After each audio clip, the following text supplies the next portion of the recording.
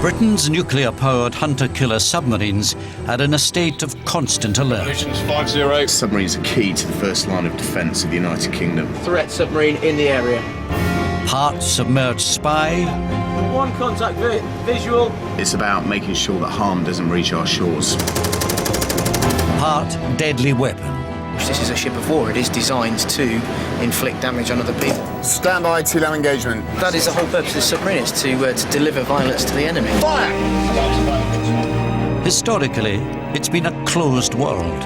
We're the silent service. We don't generally talk about ourselves. Smash on a course of 091. One sweep there. But for the first time ever, this series has full access to a British submarine on patrol as we follow HMS Turbulent on her final deployment. It's the story of 130 men in an isolated, cramped and close-knit world, thousands of miles from home and family.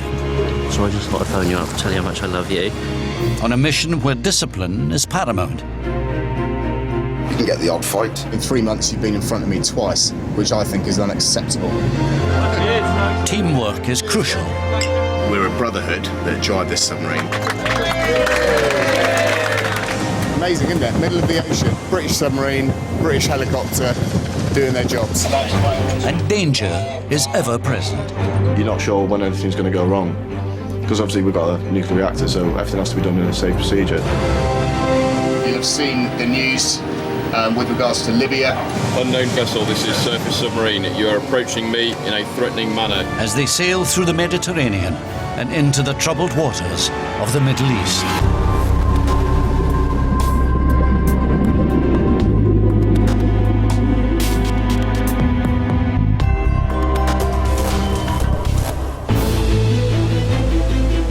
In this episode, preparing for the pirates. RPG! Pointed at the submarine. A bad day for Buster. Dirty jobs and the men who do them. I'm going to wash my hands now because that's come out of someone's arse. And going into action. We are to go to 2 hours' notice to fire as soon as we arrive in theatre.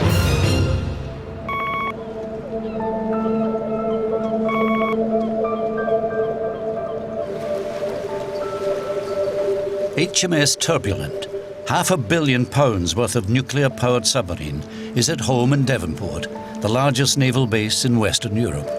After nearly 30 years active service, Turbs is facing her last mission before being scrapped. These final hours of preparation are the most vital of any mission, the crew's last chance to get the boat stocked and in shape for the journey ahead.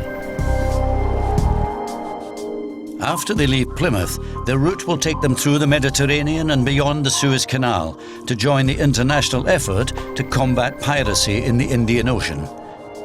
It's going to be a long and arduous mission. I was always told that you would not go to sea for any more than 4 months at a time. So when they said 8 months, I was quite shocked. For many of the men, it will be the longest time they have spent away from their families. It can never not be traumatic, leaving your loved ones, your siblings. It does put a lot of stress on your family life. I'll kiss my son and daughter goodnight, put them to bed, come to work, and then I'm not going to see them again for 284 days. Some of them are taking it particularly hard. I'm recently engaged, and she is very supportive and tries to be, but it's a big ask. I've got a little 10-month-old son. I think I'm going to miss him a lot. Definitely. They'll spend the coming months crammed together in a tiny space. The submarine is 84 metres long. There's 130 of us in a steel tube. And you've got to be quite mentally strong, I suppose, to do it. And they are relying on a boat coming to the end of its working life. Imagine if you were to take a 30-year-old car to Singapore, drive it to Singapore, enter the Singapore Grand Prix and then drive it back. That's kind of an analogy of what we're trying to achieve. Submarines are more mechanically complex than the space shuttle. Per cubic inch, they have more science packed into them than any other warship. As a hunter-killer designed to pursue and attack enemy shipping and bomb onshore targets, Turbulent carries a ferocious armoury that includes Tomahawk missiles. When it's gone, it's gone. It's going to hit the target with pinpoint accuracy. And as I said, that target could be over 500 miles from the submarine. 37-year-old Welshman Lieutenant Commander Gareth Jenkins is the boat's second in command. As well as Tomahawk, Turbulent also carries the extraordinarily powerful Spearfish torpedo. If you're firing against a surface ship, it's designed to find out where the ship is, and it'll detonate a number of meters below the hull, create a massive air bubble which will lift the ship out of the water, break its back, and then it'll sink. Come on, lads, no slacking. 3 tons of food must be crammed on board. Enough to last 130 men 100 days without surfacing. I've heard of terrible stories of logistics officers not ordering enough tea bags on submarines, and then tea bags having to be reused and dried out. So it's a British submarine. If we don't have tea, then it's not going anywhere. And every last inch of the boat must be checked for noise reduction. It's the sort of thing we're after. It's just paint which is rusted off in big pieces, but it's enough to make a rattle. Stealth is key to the mission's success, and at sea, there will be no second chances. Turbulent's captain is 42-year-old Commander Ryan Ramsey. He joined the submarine service in 1991 and has passed one of the world's toughest selection processes to take command of this vessel. It is an enormous responsibility being the captain of a nuclear submarine. But my biggest responsibility is to my crew, to make sure that we get to where we're going and we do it safely. What makes a good submariner? I think the biggest one, the biggest point is sense of humour. I think it's vital. No, it won't. You have to be able to get on with people. And also the drive to ensure that you're there to support your friend, your shipmate, and that you're never going to let them down. I think those are the 2 key things that make a good submariner. Before Turbulent sets off, 2 young crew members are initiated into the submariner fraternity. Right, men, our 2 newest recruits to the Brotherhood. They've proven to us as a group that they're safe to stay on board HMS Turbulent and serve on her at peace and war. And now they're going to do the final test, which is to join the Brotherhood properly. Traditionally, the submariner's insignia, the dolphins, are placed in a large glass of rum. At no point should you swallow your dolphins. It's very, very bad for you in case they catch them in your teeth. Right, so the first one, Petley.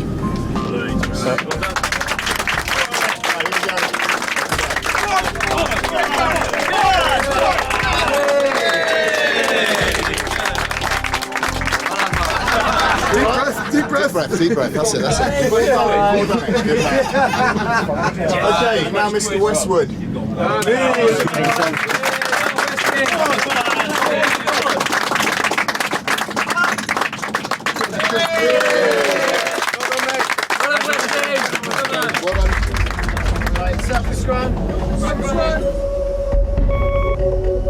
With just a day left before they start the first phase of the deployment, there's still much to do before the boat can put to sea.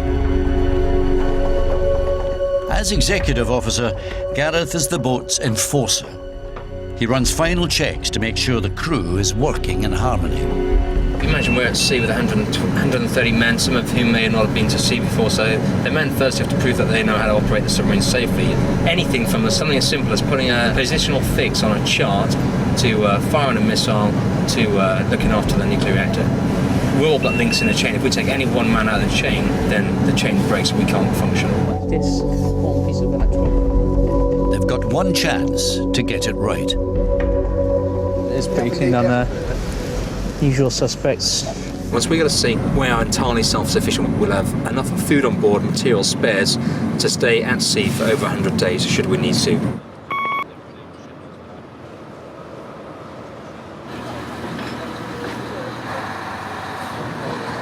It's the day of departure.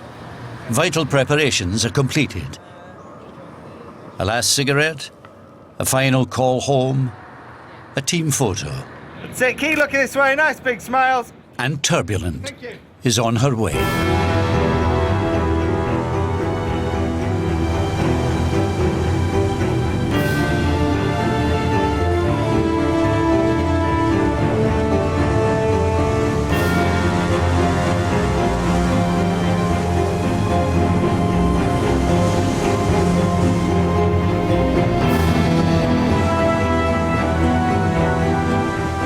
good to be going now. We made loads of preparations and ready to go, and out we go. It's good news. The men of HMS Turbulent are off to face the first real test of their mission.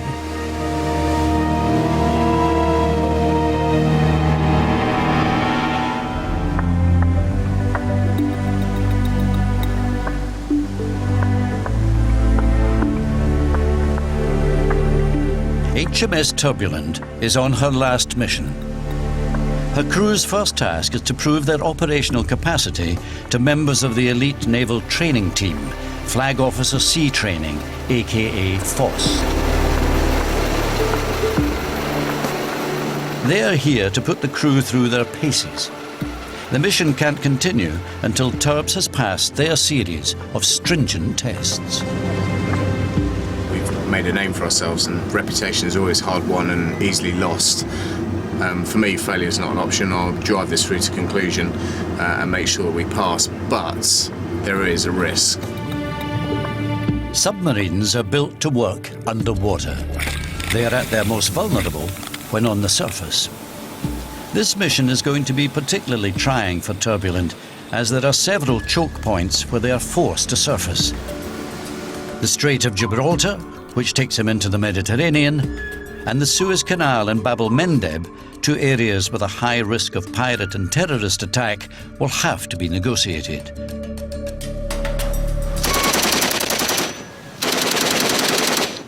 General-purpose machine guns are the main deterrent to an attack.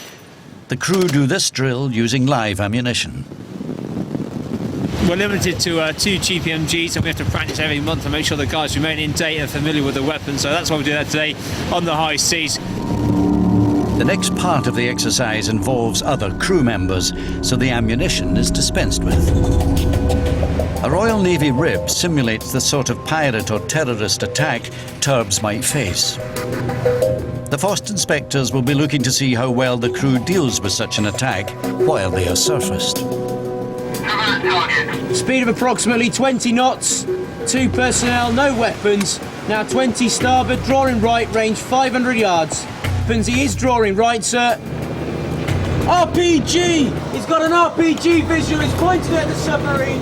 Bridge, Edzo, take target, take target. This is RPG pointing at the boat. All right, what are you going to do, guys?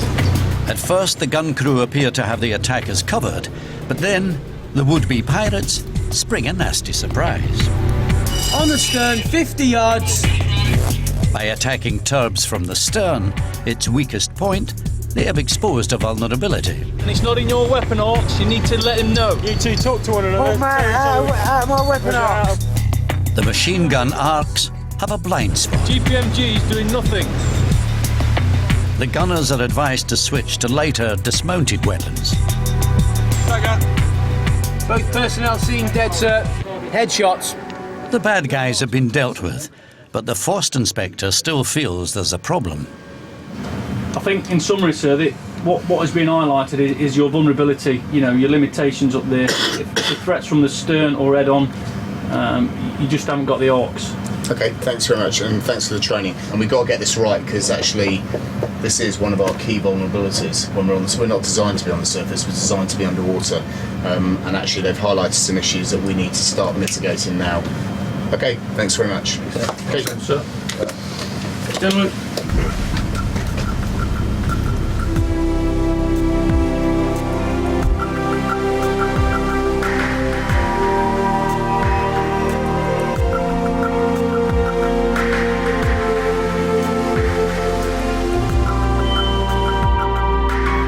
In the midst of all this, the everyday life of the boat goes on.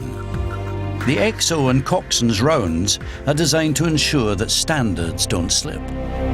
As the executive officer, I'm in charge of maintenance of the boat, internally and externally, and the coxswain, being the disciplinarian, is the man to make sure the boys are doing the job that's required of them. We're living in a confined environment, and we need to make sure the boats get clean, so the atmosphere is clean and healthy for us to breathe. And also, with a lot of sensitive equipment on board, you need to make sure that dust and dirt is kept under control. So nothing's been done in here. Re-scrub, minging. No, it's pretty minging. And 3 people that would like to move into this bunk space if the standard can't be maintained. I'll leave you in the bomb shop or the bunk space. Excellent. Your choice. I know I'd rather sleep. Easy Jardine. What, sir? You've sent me a daily order today, have you? I have, person sir. to be clean shaven, that includes you. I have read the order, sir, but Right. clearly I haven't got to that part, sir. I shall have a shave as soon as possible, sir. Yeah, shave and report to me in 15 minutes. 15 minutes, sir. I'll see you in 10, sir. We have this thing called daily orders, which is basically you have to. Everyone reads it every day. Obviously, of course, I've read it already, but it has rig of the day, what we're doing, what the plans are. But it also says to be clean shaven every morning, and I clearly didn't get to that bit yet. And as you can tell, I've just been picked up by the executive officer, and he wants me to go and report to him in 15 minutes. So I think in 10 minutes I shall go grovelling with an apology whilst being clean shaven. Close enough for government work. With over 5 years on the boat, marine engineer Dan Gardine knows HMS Turbulent like his own home, if not better. He is a forward wrecker, working on the heavy machinery systems at the front of the boat. Easy Jardine, that's better. Hold on. Thank you very much, sir. When it comes to discipline, however, there are much more serious matters than facial hair. In a system where a weak link can cause the chain to break, everyone must play their part. Anyone not doing so is a potential problem for the whole submarine, and infractions must be dealt with. As the boat's coxswain, Paddy Parsons acts as on-board policeman. He now has to deal with the case of Andrew Buster Brown, who was 14.5 hours late back from leave before the boat deployed. A man of many careers, including a spell as a fish farmer, Buster's been in the Navy for just under 2 years. He hasn't got his dolphins yet, and he's a new boy on turbs. Okay, so why were you absent for that period of time on board? I was meant to be getting a lift on the Sunday night, but I slept through. I was on the dole, it was really hard to get a job, and I thought my life needed a bit more of a different direction, something a little bit structured, something I've never really had before, so I decided to join up. Well, money is a big part of it, but it's a different thing. How many people do you know who could say that they've been a submariner or they've been on a submarine, and, well, it's not many people I knew before I did this job. In fact, anybody, and it's good. I enjoy it. Did you understand that you were required back on board on that morning? Yes, yes, I did. Is that on me to go then, yeah? Yeah, that's you to go for the afternoon. Thank you. Obviously, I came in late. I should have been in. I probably could have got in earlier. I couldn't have got in on time, but I could have got in earlier. So I'm definitely going to have to go around. So we'll see what happens. Buster will now face a captain's table, a disciplinary hearing where his punishment will be decided.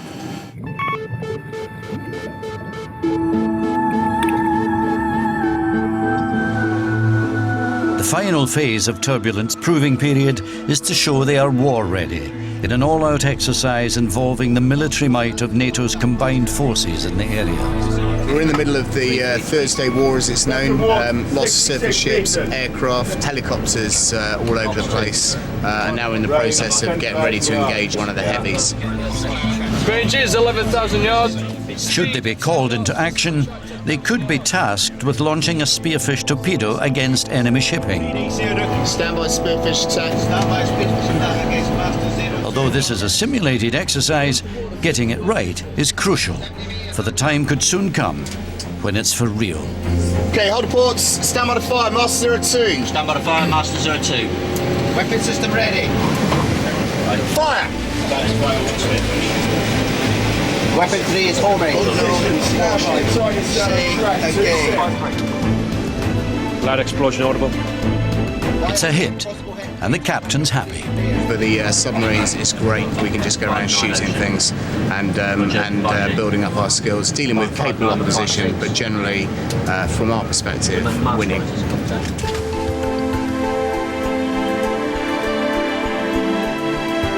Through 3 days of inspections and 2 weeks of intensive exercises, the crew has given it their all. Now they must await Frost's verdict.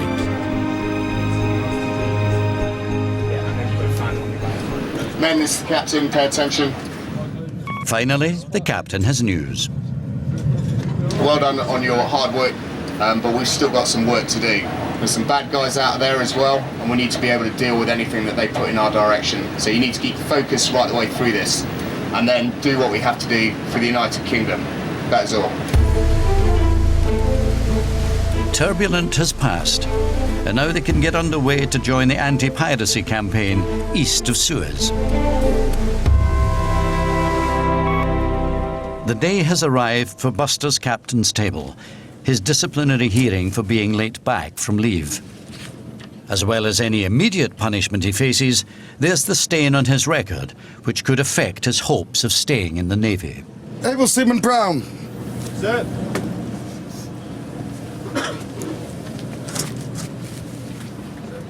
Able Seaman Brown. Off, cap. As your commanding officer, I'll be hearing the charges against you. Are you Able Seaman Andrew Brown 301176665? Yes, sir. You are charged as follows. Coxswain, read the charge. Sir, Able Seaman Warfare Specialist, Tactical Systems Submarines, Andrew Brown, of Her Majesty's ship Turbulent, did absent himself without leave, namely 14 hours and 55 minutes. Do you admit or deny the charge? I do, sir. Do you or your assisting officer on your behalf wish to make a plea in mitigation? Wish to make a plea in mitigation, sir. Jobs. Sir, it's fair to say that Brown has not gone off to the best of starts during his short time he's been on board HMS Turbulent. He would like to take this opportunity to express his regret in his course of action which brings him to your table as a defaulter. He realises there is no real excuse for his absence, but he has been under a great deal of pressure in his personal circumstances with his girlfriend. Finally, Brown wishes to apologise to you for all the inconvenience he's caused. Thank you, Chops. I find the charge proved. I believe that you've shown true remorse for what you've done. But you should realise that this is a disciplinary measure and it will be recorded in your documents. Furthermore, as an administrative measure, I'm going to place you on a level 3 warning for discharge shore. This will be reviewed in 3 months, by which point you must have made improvement, otherwise you will be released from the Royal Navy. Do you understand? Yes, sir. This hearing is now concluded. Able Seaman Brown, on, cap. Right turn, quick march, right wheel. Left wheel.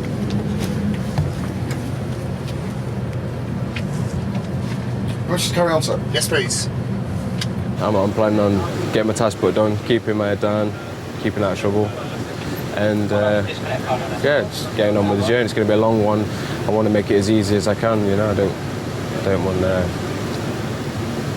I just want to make it as easy as I can, basically.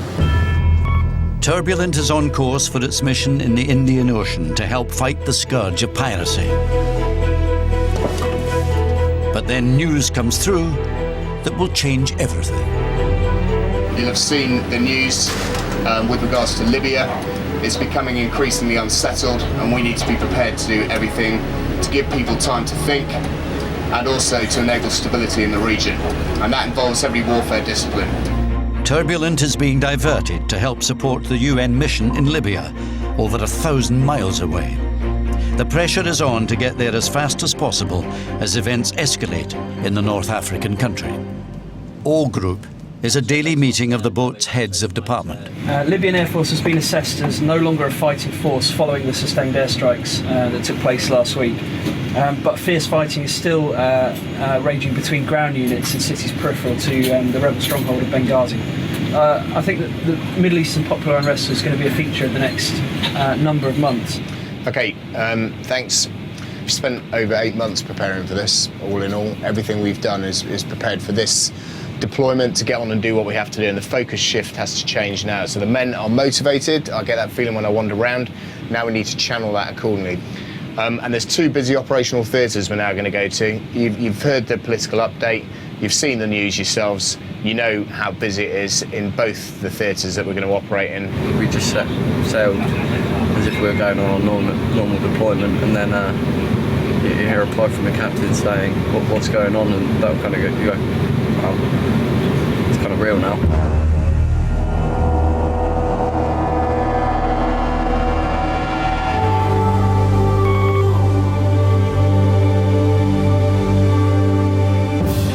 HMS Turbulent has been urgently rerouted to join the UN mission off the coast of Libya. She must get there as soon as possible, and as a submarine, she's fastest when submerged. Diving the boat is a major part of the submariner's art, and control is the key. It's a highly complex maneuver involving over 225 individual and operational checks. XO dive submarine. XO Gareth Jenkins is in charge of the dive. Into vent. Very good. Open 1 and 2 main vents. Open 1 and 2 main vents. Vents are open to let water rush in and air rush out, allowing the submarine to submerge. 1 minute, XO. The captain monitors whether the dive is going to time.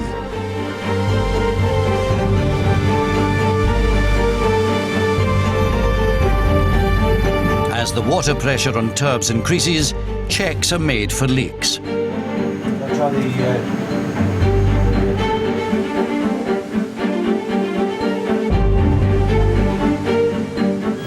Reaches 1.6. Reaches 1.6. 25 metres, 2 down, full rise on. Bubble coming up. Once underwater, the nuclear-powered submarine is completely self-sufficient. The only limit on its endurance, its ability to stay submerged, is its stocks of food. 4 up. Scanner reports. Captain John 97.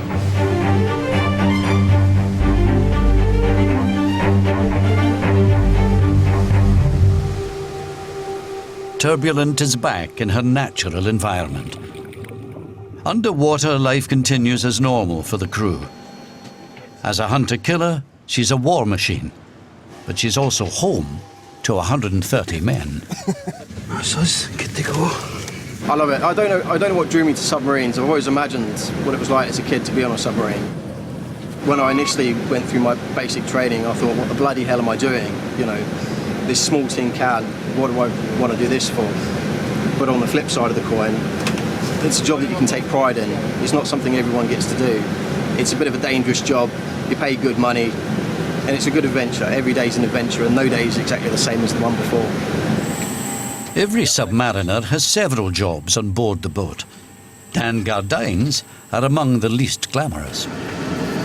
Nobody likes washing somebody else's dirty knickers and socks, so we get a little bit of money out of it, you know, for doing it, which is not too bad really, because it can be a bit monotonous and it can be a bit drawing, especially when the washing's up to here, waist height, and you've got to plough your way through it. If we're on patrol or we're going in a quiet state, then we have a tendency to try not to wash unless it's important, like chef wipes, overalls and tea towels, things for hygiene. Even domestic chores like this can have an impact on the boat's operation. Sound can travel hundreds of nautical miles through the water, and the washing machines on board have to be exceptionally quiet to avoid detection. We've got some very intelligent washing machines and tumble dryers, so we can actually put them on an extremely quiet wash so that the enemy can't detect us and can't detect the vibrations through the washing machines. If variety is the spice of life, then being an engineer on a submarine answers all Dan's needs. I'm a jack of all trades really, a bit of a handyman. Some of the good things about my jobs are you get qualified working with hydraulics, you work with multi-million-pound systems and you're actually trusted to repair them.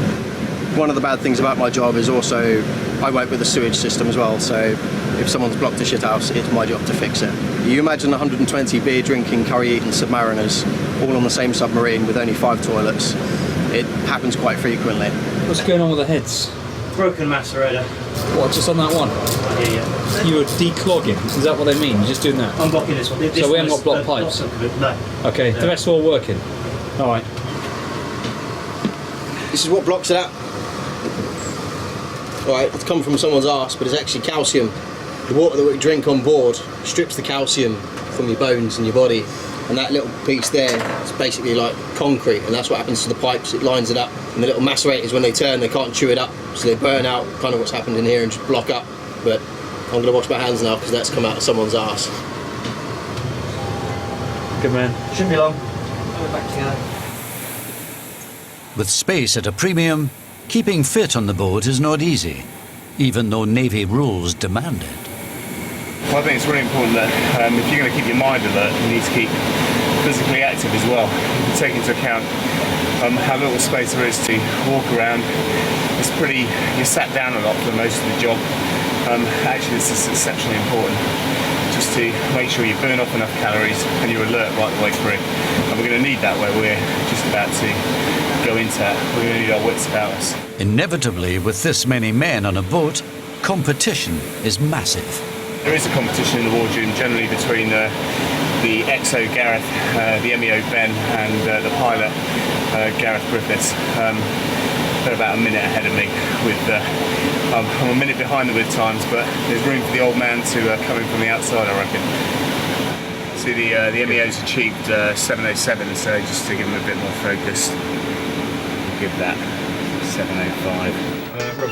As Turp steams towards Libya, the crew knows another British submarine has already seen action in the area. The lads are obviously aware that our sister submarine Triumph has fired Tomahawk missiles against targets in Libya, and they're aware that there's a potential possibility that we may be called upon to do the same. Our job at the moment is to remain ready for our primary tasking, which is to go east, whilst tempering that with the fact that, yes, we may be called upon to strike, and be ready to do so when called forward. 19 people trapped for a 29 bulkhead. Because we're a weapon for our pistol masters, actually, we're there to help them achieve whatever aim it is. So actually, we might get there and do nothing because there's no need to do anything at the time. But we need to be ready for the moment critique when they decide that military force is the thing they want to use. Until it needs to be used for its primary purpose, the bomb shop doubles up in a number of ways. Today, it's a dental surgery. Members of the crew are trained as on-board medics, able to deal with everything from a toothache to a heart attack. This sort of self-sufficiency means the boat's operations are interrupted for only the most serious emergencies. There we go. Are you comfy where you are, Buster? Good stuff. Just let me know and I'll get you some more cotton wool. All right. That's all you can say when you've got forceps. The kit in your mouth anyway. If you open wide for us, I'm going to take that out. Okay. That has to be one of the better ones I've done. Okay, swallow for us.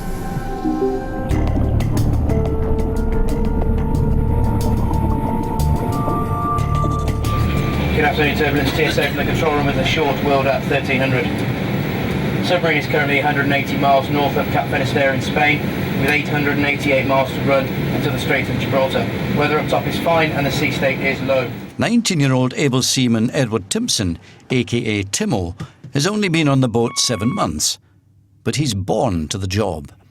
Well, all my family's in the Navy. My dad, my granddad, my uncle, my cousin, my brother. Well, they're quite a naval family, really. At sea, I'm looking after forward staff, which is freshwater ventilation, and looking after the periscopes as well as fridges. So I'm looking after the bomb shop, making sure the weapons are fine. That's my main responsibilities. We're going to be measuring for Otto fuel that powers the Spearfish torpedo. I'm a really young lad, and I've got a lot of responsibility. It's good, no reading. So we fill in our log saying there's been no reading. This is done every 6 hours. Timo takes the hardships of life as the tallest man on board in his stride. I'm 6'5", but walking about, because I'm quite aware of my height, I find I hit my head a lot less than people who are shorter than me, because they think, oh, I'm short, so I can get under that, whereas I think, I know I'm too tall for that, so I'm going to duck well beneath it. People who are short than me hit their head a lot more. You see people with cuts all over their head. You call it hatch rash. Although he's come in at the lowest level, Timo has ambitions of becoming an officer. One of his most important jobs is in the heart of the control room. As periscope assistant, he looks after the needs of the men who are the eyes of the boat. He's looking out there all the time, so anything else that he needs to do should be done by somebody else. So he shouldn't have to think of anything except looking out there and keeping the submarine safe. It's also his duty to make sure those on the periscope don't work over their allotted time. Range, on top. If they're down there too long, strain their eyes, and that's obviously bad for them in the long run.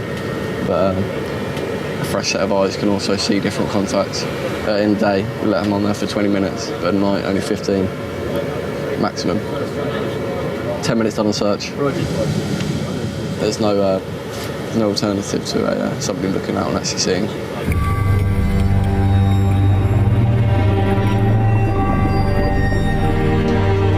For long periods, the men on periscope are the only ones to see above the surface. Under the sea, night and day can roll into one for the men on Turbulent. They work in shifts, a constant and exhausting 6 hours on, 6 hours off. At any point, half the crew could be asleep. With only 98 bunks for 130 crew members, some of them must share. 42 people are hot bunking. That means that as one man gets out of bed, another man who's just come off watch gets into the same bed. So something like E.T. Timpson, you hot bunk, don't you? Yes, sir. Who do you hot bunk with? E.T. There you go. So E.T. Timpson shares a rack with E.T. Tune. They'll be in opposite watches.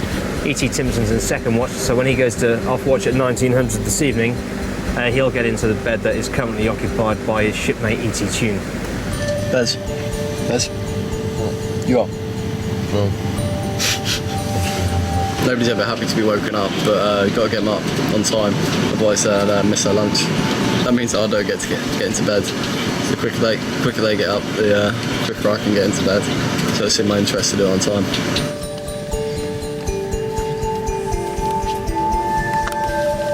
This is what we call hotel living accommodation. I have about 14 inches between me and the metal deckhead, which suits me down to the ground. Submariners, when they're in training, when they first join a boat, have a tendency to get coffin dreams, which is where you're sort of either semi-conscious or still asleep, but because you can't move anywhere, you can't roll over, you have this tendency to think that you're in a coffin or you're locked in a box, and a lot of guys have nightmares when they first join up, worrying that they can't get out and things are caving in on them. I used to have them, or I've had them a couple of times, but not so much anymore, so I think it just comes, you just get used to it. Turbulent is about to enter the Mediterranean on her way to Libya. To do so, she must transit the Strait of Gibraltar, one of the choke points on the mission. She must navigate it on the surface, a vulnerable position for any submarine.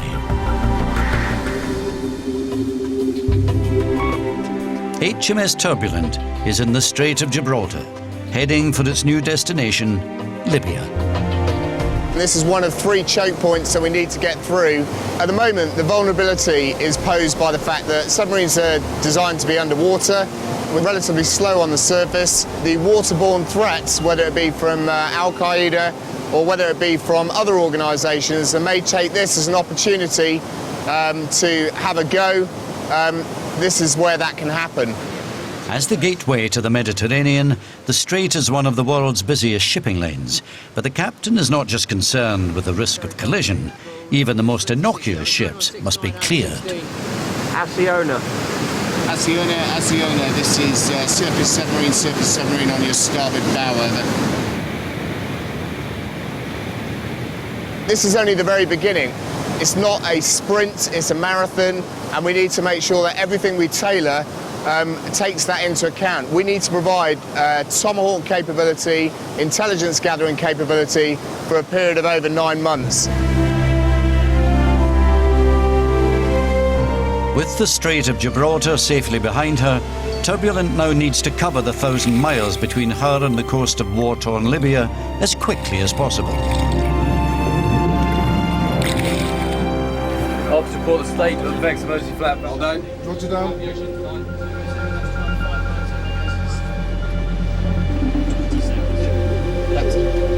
Soon they will be going into theatre, and they will need to be even more aware of the dangers of life on board a submarine. Fire!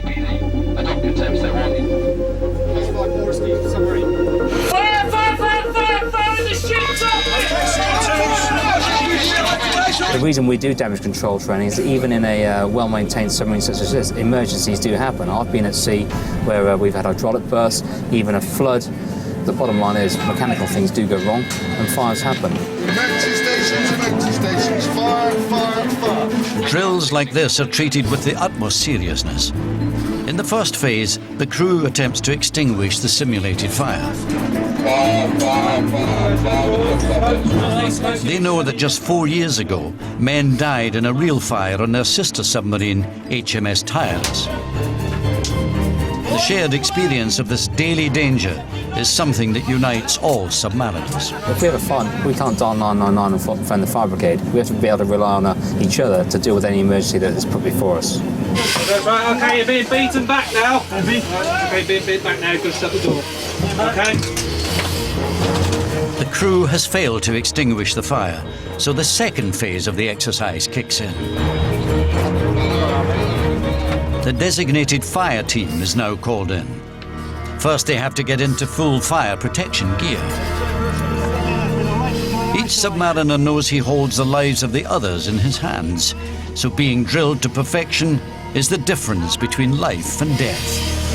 The fire's out, the fire's out. The fire has been successfully extinguished, but they will repeat this exercise often in the months to come. They can't afford complacency.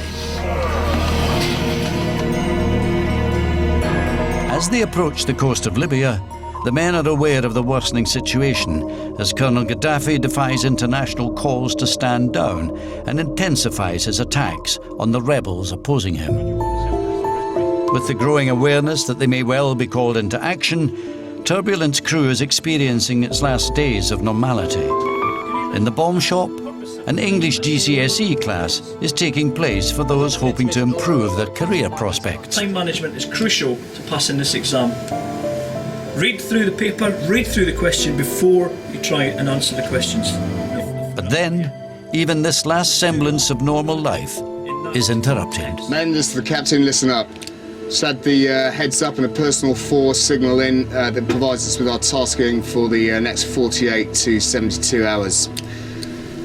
Primary tasking is Tomahawk. We are to go to 2 hours notice to fire at approximately 08:30 tomorrow morning as soon as we arrive in theatre. What I need from you now is 110% effort. Make sure we do what Turbs does best, which is deliver. That's it. What I want to be able to do is load 2 Block 4s up the 3 and 4 tube, but the 2 Block 3s that are in there be in a position that 4s are out of the way, 3s are in. In the wake of the captain's announcement, the temporary classroom returns to its primary purpose, the bomb shop. There's no panic, no rush, just a quiet, methodical efficiency that is the product of constant drilling and practice. Soon they will be ready to fire the devastatingly accurate Tomahawk missiles, capable of destroying a building up to 1,000 miles away. What do you have to make, Coomber? Keeping a good eye out on the weapon. Ram, 1 tube, ram, 1 tube. Ram 1 tube. Ram unlocked, stand clear, ram in 1 tube. I know we can do Tomahawk, we can get it where it's supposed to be. It's just everything else needs to support that. I've got no reservations about what we're going to do. This is our job, as required by NATO and as required by the UK. So I've got no issue whatsoever in launching Tomahawk if required to do so. That is the whole purpose of this submarine, is to deliver violence to the enemy. There's no point beating about the bush. This is a ship of war. It is designed to inflict damage on other people. It's one of those things, it's kind of personal, isn't it? If you, I'm sure if we ever did go to war with anybody, there'd be the soul searching, but that's done off watch in your bed, or that's your own personal thing to do. Now they are off the coast of Libya. Turbulent's weapons are primed, and as the reality of the situation hits home, they get the Libyan capital Tripoli in their periscope sights.